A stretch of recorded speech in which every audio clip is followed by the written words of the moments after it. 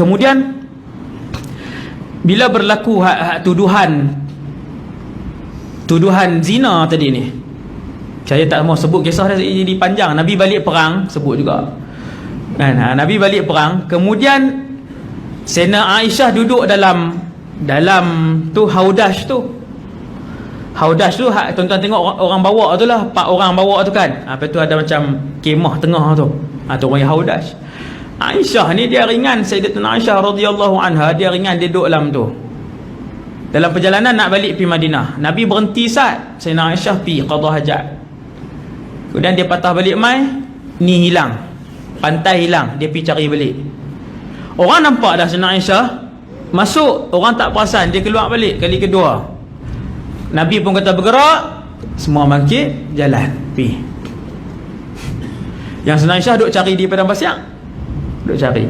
Kemudian Nabi akan setiap perang ataupun musafir, Nabi akan arahkan, tugaskan seorang tengok benda apa tertinggal, kalau ada barang. Ini Rasulullah. Waktu tu yang bertugas Safwan ibn Mu'attar radhiyallahu anhu. Dia pun patah balik apa semua, tengok ada seorang wanita, dan dia pernah melihat Sayyidatina Aisyah sebelum ayat hijab, ayat yang mewajibkan hijab turun. Dia kenal Sayyidatina Aisyah, tak sembang apa, dia cuma kata zawju Rasulillah, isteri Rasulullah. Satu ayat. Kalau kita lah tadi pergi mana?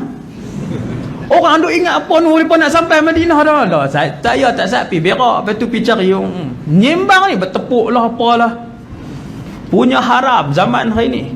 Suami orang, isteri orang mau bertelefon, hantar mesej, WhatsApp isteri orang.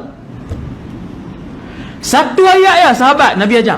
Satu ayat aja, zawju Rasulillah. Aisyah tak jawab apa. Buat turun unta, naik, lepas tu bawa. Nabi sampai masuk habis dah dalam Madinah. Safwan berjalan bawa isteri Nabi. Status Abdullah bin Ubay tu, Facebook dia pun naik. Tidak berlaku sesuatu kah? Tunggu selepas ini punya status. Apa dia pula? Safwan pulang dengan isteri Muhammad. Tunggu status seterusnya. Orang gila status ni. Ada jenis gila 3 jam sekali buat naik, 3 jam sekali update, 3 jam sekali kan dah kerja. Lama zaman hari ni. Betul-betul fitnah orang nu, fitnah orang ni. Ambil berita tak pasti. Inilah kerja Abdullah bin Ubay. Dia tak tuduh, dia tak kata ni, dia buat ayat macam tu je. Habis satu Madinah tahu. Sakit Sayyidatina Aisyah, sakit. Minta untuk balik rawat rumah ayah Abu Bakar dengan mak. Mesti nak balik rumah mak, Nabi bagi, tak apa, baliklah, sakit. Nabi panggil semua sahabat, tanya pendapat. Sampai kat Sayyidina Umar. Sayyidina Umar kata apa? Sayyidina Umar kata, ya Rasulullah, siapa yang mengahwinkan kamu dengan Aisyah? Nabi jawab, Allah.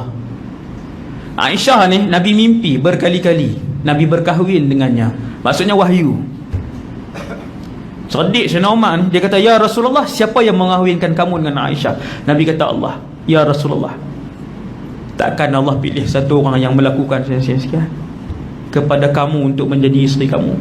Sayyidina Umar kata, subhanaka hadza buhtanun azim. Maha suci kamu ya Allah, ini adalah penipuan dan fitnah yang nyata, fitnah yang besar.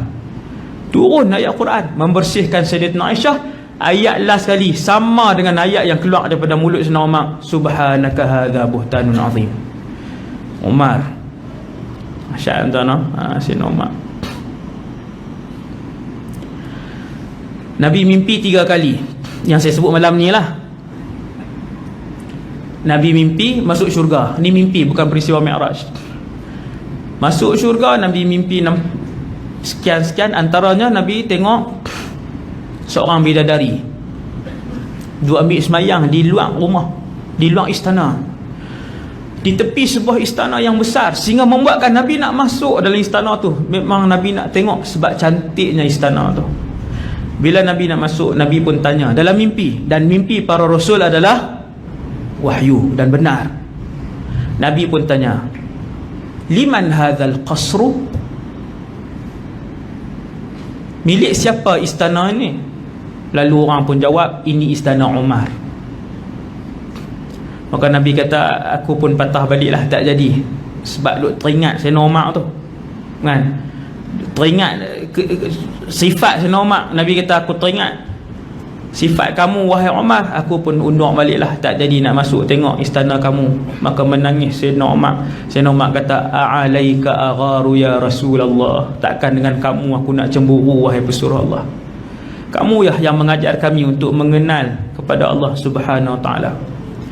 Yang kedua, Nabi tidur, Nabi minum susu dalam mimpi. Minum susu, banyaknya Nabi minum susu tadi. Minum Nabi rasa susu itu memenuhi seluruh tubuh Nabi sampai keluar di celah-celah jari. Susu ni banyak.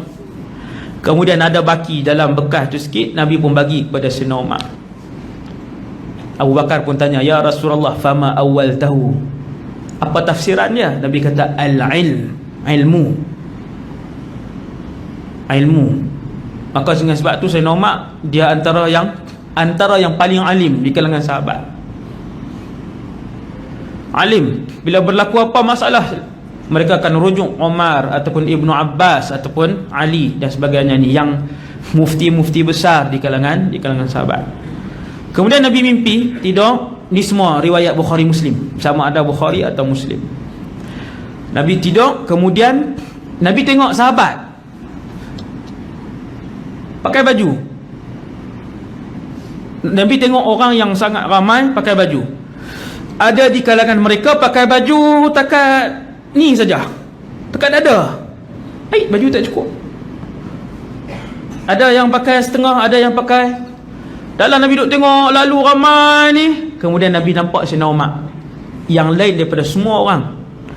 Nabi nampak, Nabi kata, aku melihat Umar wa alaihi qamisun ijtarrahu, dia memakai satu baju, dan baju itu pula melabuh-labuh di atas tanah, tabuh sampai belakang. Dia duduk heret. Sayyidina Umar terpaksa heret baju tadi. Sahabat tanya, ya Rasulullah, fama awal tahu, apa maksud dia, apa yang kamu nampak itu? Nabi kata, ad-din, iman. Ketika semua sahabat ni hebat dah, tetapi dia punya iman mereka tu Allah Ta'ala tunjuk ke Nabi pakai baju jadi tak apa cukup, berdasarkan iman masing-masing. Yang Umar punya iman ni meleret-leret ke bawah sampai dia duduk bawah tu. Iman Sayyidina Umar.